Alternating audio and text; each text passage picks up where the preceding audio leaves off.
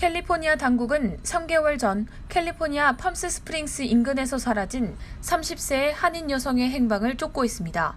이름은 로렌조, 검은 머리와 갈색 눈에 5.3피트 신장으로 노란색 티셔츠와 청바지를 입은 채 사라졌습니다. 지난 6월 28일 오후 3시경 유카밸리의 한 집에서 걸어 나온 것까지 마지막으로 목격되고 그 이후의 단서를 찾지 못하고 있습니다. 당시 여행길에 동행했던 사람이 있는데 바로 뉴저지에서 만나 지난해 12월부터 유카밸리의 친구 집에서 머물러 온 조 씨의 남자친구 코디 오렐입니다. 오렐은 로렌이 사막 한가운데로 걸어 들어간 지 10분 만에 증발해버렸다고 증언했습니다. 그에 따르면 그는 사건 당일 오후 3시쯤 그들이 타고 다니던 버스로 돌아왔으나 휴대전화와 지갑, 물, 음식 등을 남겨둔 채 떠난 조 씨가 돌아오지 않자 주변 지역을 샅샅이 뒤지며 찾아다녔다고 말했습니다. 수사관들은 오렐이 조 씨가 실종된 지 2시간쯤 지난 5시 13분경 경찰에 신고했으며 경찰에 알리기 전 지인들 여러 명과 통화한 기록을 발견했다고 밝혔습니다.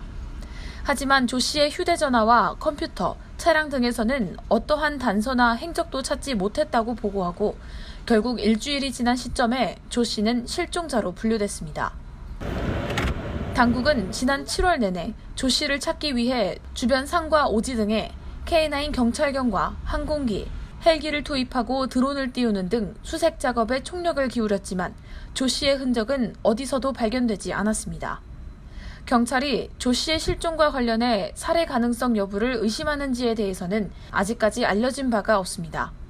한편 조 씨의 실종 사건은 최근 서부 캠핑 여행 중 실종됐다 숨진 채 발견된 여성 유튜버 개비 페티토의 사례와 비교되면서 페이스북 등 소셜미디어를 통해 다시 주목받고 있습니다.